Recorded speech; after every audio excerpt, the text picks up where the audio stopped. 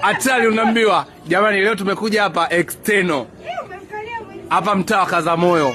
Sasa hapa kwa wale wadada sasa kwamba una mambo mengi kazini, uwezi kulea, mtoto unaleta hapa, mtoto analelewa.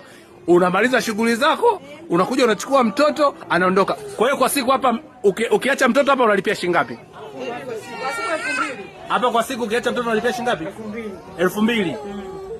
Labda ukisema sasa anakaa mwezi mama anasafiri. Kwa hiyo ukiacha mtoto hapa mwezi unalipa 40,000.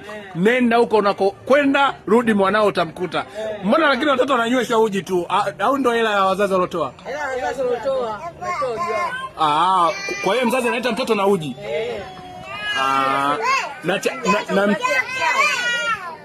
Sasa mbona kama mtoto ni mkali sana huyo?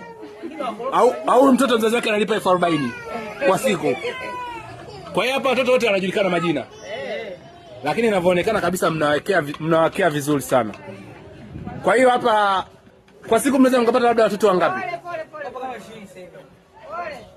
Kwa siku yani nyinyi mnapata watoto wangapi? Inategemea. Kwa hiyo hamna kwa siku mnapata watoto wangapi? Kama 10. Sasa kwa nini msifungue kabisa yani kwamba kituo, yani kwamba sisi hapa sasa hivi tumefungua kituo cha watoto, kwa sababu kuna muda unajua hii biashara yenu ni vile haijajulikana, lakini ikijulikana watoto watakuwa wengi sana. Hata si unapata mfadhili unakamata. Inabidi ukipata mfadhili kama mfano hivi unasema ulete watu wengi. Lazima tukuulizwa watoto wanaliaje katika si biashara, yani ni biashara hii mmeamua kufanya bwana. Jamani, sisi tunawasaidia watu ambao wamebanwa na kazi. Na kazi ndio maana yake. Kama mfano hivi mwanangu na mtoto wangu, mama huyu hapa, sisi tushakuwa watu wazima. Hatuwezi kimbizana hivi. Kwa hiyo ile kazi ndio inatufaa sisi mama kama sisi.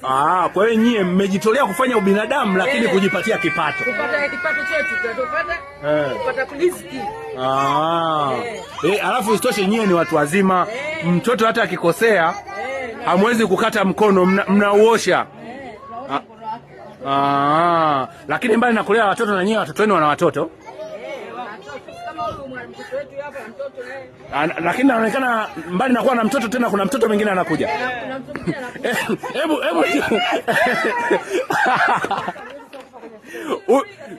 huyu dada mbali na kuwa na mtoto bado ana mtoto mwingine anakuja. Jamani, lakini hapa kwa hiyo hapa watoto wanakuja kuwachukua saa ngapi? Saa 1 au saa 12. Kwa hiyo hapa ni external mtaa Kazamoyo. Kwa hiyo jamani, mtu yoyote ambaye anakaa external